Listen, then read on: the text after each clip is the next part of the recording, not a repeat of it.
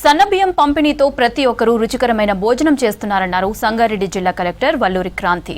ఈ పథకంతో పేదలకు ఆర్థిక వెసులుబాటు కలుగుతుందన్నారు. జిల్లాలో 846 రేషన్ షాపుల్లో 3,78,728 రేషన్ కార్డులు ఉన్నాయని చెప్పారు.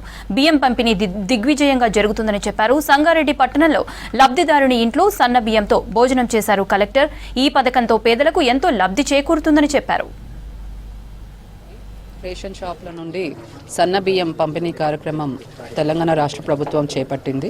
రేషన్ షాపులలో మొత్తం కూడా మనకు 3,78,000 రేషన్ కార్డులకు అంటే 12 లక్షల పైచిలకు లబ్ధిదారులకు ప్రతి వ్యక్తికి కూడా 6 కేజీల చొప్పున సన్న బియ్యం అన్నది మనము అందిస్తున్నాము. ఈ అవకాశాన్ని లబ్ధిదారులు అందరూ కూడా సద్వినియోగం చేసుకోవాలి.